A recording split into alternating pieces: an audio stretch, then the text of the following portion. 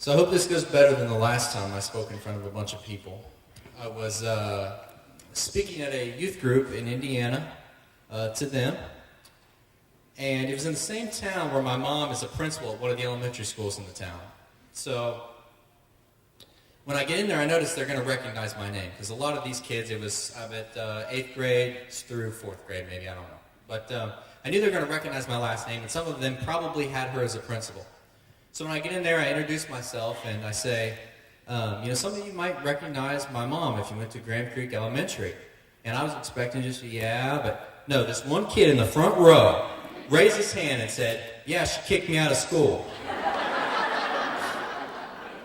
And I just smiled because I didn't really know what to say, but I was thinking the whole time, man, you must have really deserved that one.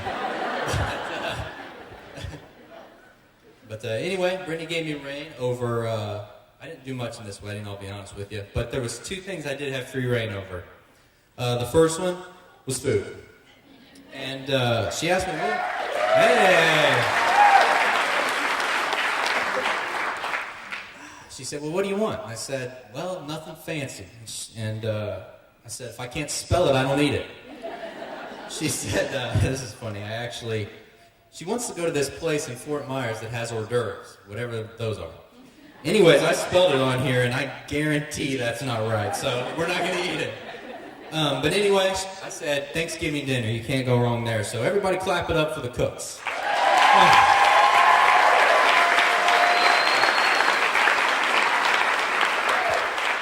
And the second thing she put me in charge of was the music, and you can see how that went. Yeah. Let's clap it up for the DJ. That's my cousin, Jeff Downs. And the last person I want to thank, Ryan Hoberling. How good was that song today? That was awesome. That was awesome.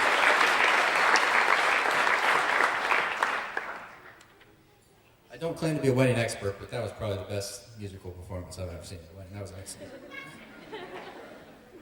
But, other than mine tonight, you're right. That was a good one, but... But anyway, there's a reason I actually chose the song that he sung. I was in charge of the music. I chose that, How Great Is Our God. There's a reason, because there's one thing I don't want anybody in here to miss tonight. And it sums up the last probably 2.5 years of my life. It says, God is always good, even when it doesn't look like it. And the reason I say even when it doesn't look like it is because, if we're all honest, I don't think we always believe that. It's easy to say that God is good when everything's great, but what about when it's not? So I kind of want to fill you in on our story, mainly because, like Brandon, 95% of you people, you've met me at church, but you really don't know who I am. So I came from Indiana about 2.5 years ago. This past 1.5 years was only the first year that I've been here the whole time. The first year I was down here was back and forth, so I probably really wouldn't even count that. But to understand this story, you have to understand why I came. I came only to help my grandparents look for a home. And the reason I came is because of a unique relationship we had. I always say I hit the only child genetic lottery. That means I am the only child of an only child. So that means only grandchild. And it had its advantages.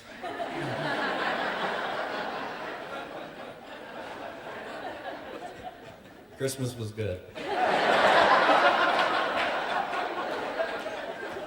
But anyway, they would watch me growing up. My parents were working full time.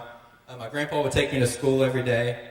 This is an incredible fact. You've heard about him some today, but this is flat out incredible. I bet he did not miss a single baseball game I ever played that I can remember, or a basketball game. He missed one basketball game, and that was because his mom died, my great-grandma. And my mom had to tell him to go to the funeral versus the basketball game. I'm not exaggerating when I say it was easily 1,000 in a row. This is not, I want to make this clear, this is not me saying he was at every game and I'm exaggerating. He was literally at every single game. 1,000. Little League, high school, college, in New York, Ohio, Florida, Kansas summer leagues. And because of that, that builds a unique relationship. It builds more like a second father.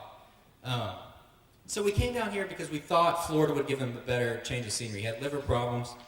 So we thought, obviously, waking up in January at 75 would cheer anybody up. So we thought that would work. And we only chose Port Charlotte because he had a cousin that lived here. So I came down. I thought, well, I'll take 2 weeks. We'll come down, and I'll help him move in. So we drove 17 hours when we got here. It was a Saturday night. We got in Indiana to Port Charlotte, and there was this question I was dreading, but I knew it was coming. And it said, he said, "Are we going to church tomorrow?" And can I be honest? I didn't really want to go. And so I said, well, I don't care. It's up to you guys. And this response I'll never forget. He said, "I don't like missing because once you miss one time, it gets easy to miss again." That church we stumbled into was Freedom that day. Why Freedom? Because of a billboard right by the baseball field, the only thing I had ever done or actually cared about. So we went and just kept going back.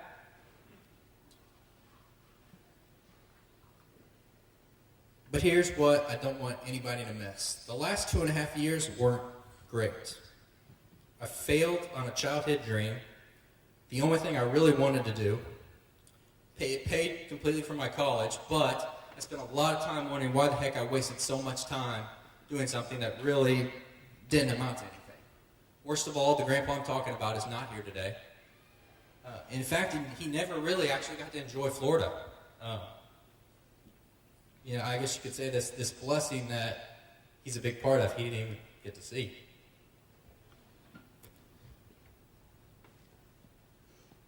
So think about this. I'm here because a family member lived here, Charles. I heard about Freedom because of a billboard. And the billboard I only saw was because I spent so much time at a game that I thought I wasted my time on. And I only stepped in those church doors because of somebody else's discipline, not even my own. The leaders of that church I stepped into are now my father and mother-in-law.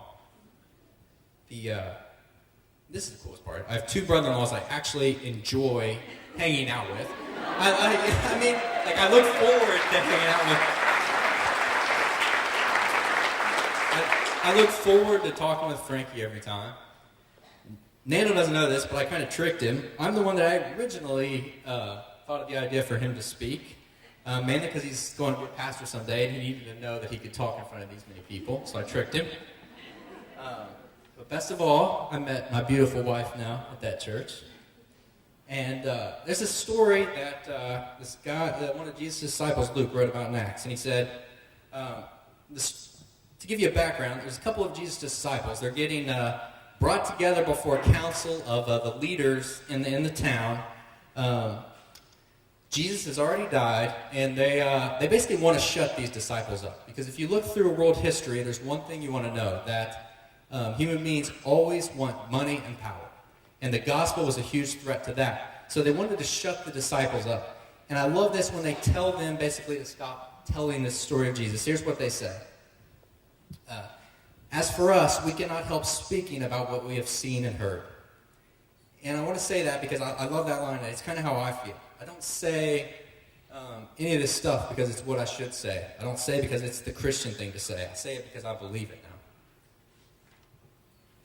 That life doesn't always go as planned.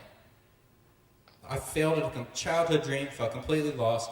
I lost a father figure, but God was working when I could not see it. He was in complete control, leading me here where I was supposed to be, building faith, because that's what tough times do, and preparing me for this, girl. And 2 things we cannot afford to miss tonight. 2 points. God really does care for us, even when we can't always see it. The same feeling that I got when she walked down the aisle is the same feeling he gets for everyone. And here's the biggest thing.